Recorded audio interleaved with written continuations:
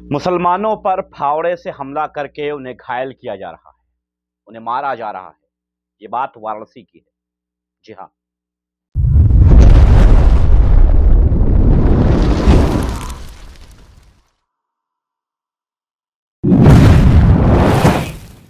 अस्सलाम वालेकुम, मैं सैयद एहतिशाम रिजवी।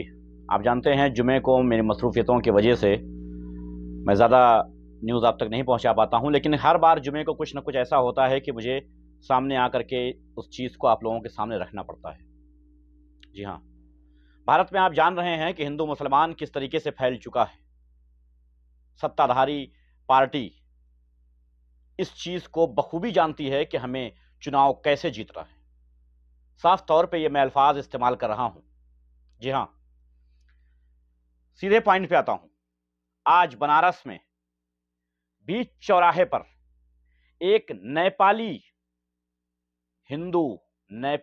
हिंदू प्रकाश मांझी नामक एक व्यक्ति बीच चौराहे पर फावड़ा लेकर के खड़ा हो गया और कपड़ों से पहचान करके लोगों पर हमलावर हो गया।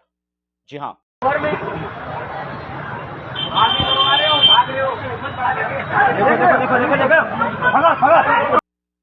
बीच चौराहे पर खड़ा था। गाड़ी से निकलने वाले, पैदल निकलने वाले, कोई भी हो, वो उनको कपड़े से पहचान कर उन पर हमला करता था। अब आप कहेंगे कपड़े से पहचान कर मतलब क्या? आपको याद होगा प्रधानमंत्री नरेंद्र मोदी ने यह कहा था कि इनकी कपड़ों से पहचान कर लेनी चाहिए। भारत के लोगों ने बखूबी यह बात समझी है और अब तो पड़ोसी देश नेपाल के लोग भी यह समझने लगे हैं कि इनकी पहचान कपड़ों से की जानी चाहिए। 5 लोगों को बुरी तरीके से जख्मी कर दिया है उस आदमी ने, बुरी तरीके से। बीच सड़क पे खड़े होकर के सिर्फ मुसलमानों पर हमला करना, यह कोई मामूली बात नहीं है। यह कोई मानसिक रोगी नहीं है। हां, कह सकते हैं कि ऐसा मानसिक रोगी ही कर सकता है, लेकिन नहीं, पूरे होशो हवास में कर रहा था। वीडियो मौजूद है। बाइक से निकलने वाले दाढ़ी वाले लोग और कपड़े पहनने वाले जो मुसलमान कपड़े जो जो कुर्ता पैजामा पहन करके निकलने वाले लोग हैं, जिनकी पहचान कपड़ों से कराई है नरेंद्र मोदी जी ने, उनके ऊपर हमलावर हो रहा था और लगातार उन पर हमला कर रहा था। 5 लोगों को बुरी तरीके से घायल कर दिया है जो हॉस्पिटल में एडमिट हैं। वहां के लोगों ने इकट्ठा होकर के उसे पकड़ने की कोशिश की, पकड़ा और पुलिस के हवाले कर दिया। लेकिन मैं जानना चाहता हूं कि ये आखिर क्यों? भारत में नफरती चिंटू कम थे जो अब दूसरे देशों से भी हमारे देश में आ गए। इनकी इतनी हिम्मत कहां से आई कि ये कपड़े से पहचान करके किसी पर हमला करें? कैसे और क्यों? ये सवाल उठता है और ये सवाल होना चाहिए। कभी कोई उठता है इस्लामिक धर्म की जो किताबें हैं, जो कुरान है, उसको जला देता है। कभी कोई उठता है पैगंबर साहब को गालियां देता है। कभी कोई उठता है घर पर चढ़ के इस्लामिक झंडे को गिरा देता है। कभी कोई उठता है मस्जिद के सामने डीजे बजा करके नफरती गाने बजाता है, मां की बहन की गालियां देता है। कभी कोई बीच चौराहे पर खड़े होकर के फावड़ा लेकर के आता है और मारना शुरू हो जाता है। और सारे मीडिया चैनल वाले क्या दिखा रहे हैं?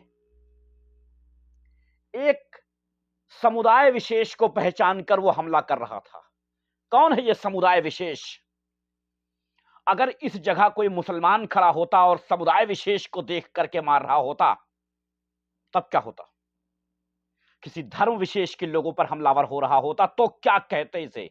मैं जानना चाहता हूं। क्या तब भी इसका नाम नहीं लिखते? क्या तब भी नहीं बताते कि एक मुसलमान एक हिंदू को मार रहा था? क्यों? यह बात जानना है, यह बात समझना है, यह बात समझना पड़ेगा। नरेंद्र मोदी ने यह कहा कि हिंदुओं को एक होना जरूरी हो गया है, हिंदुओं को एक होना पड़ेगा। गिरिराज सिंह ने कहा कि अगर बटोगे तो कटोगे। आदित्यनाथ योगी ने कहा बटोगे तो कटोगे। मोहन भागवत ने कहा कि हिंदुओं को एकजुट होना जरूरी है उनकी सेफ्टी के लिए। उनके दूसरे विधायक सांसद सब मिलकर के ये कहने लगे कि एकजुट होना पड़ेगा।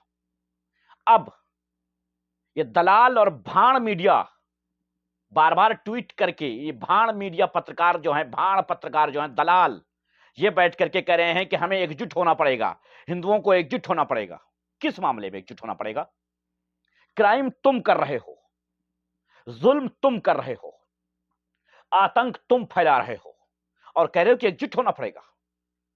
घरों के झंडे, इस्लामिक झंडे जो लगे हैं मुसलमानों के घरों पर, उनके नोचने का काम तुम कर रहे हो। मस्जिदों पर जाकर के इस्लामिक झंडों को नोचने का काम तुम कर रहे हो। कुरान को जलाने का, मस्जिद को जलाने का, पैगंबर साहब को उल्टी सीधी बातें बोलने का काम तुम कर रहे हो और कह रहे हो कि हमें एकजुट होना पड़ेगा, हमारी सेफ्टी के लिए होना पड़ेगा। ये कौन सी सेफ्टी है? और वाह रे भाण मीडिया, एक हिंदू नारी जब अपने मालिक के घर पर, जब कहां जहां काम कर रही थी, अपने मालिक को पेशाब से गूंथा गया आटे की रोटी खिलाती है, तो उस पे जो फोटो लगाया जाता है, न्यूज खबर देने के लिए जो फोटो लगाया जाता है, वो हिजाबी महिला की लगाई जाती है। क्यों? और कहा जाता है यूरिन जिहाद करते पाई गई एक महिला। क्यों भाई? सब कुछ जानते हुए ही ऐसा क्यों किया जा रहा है?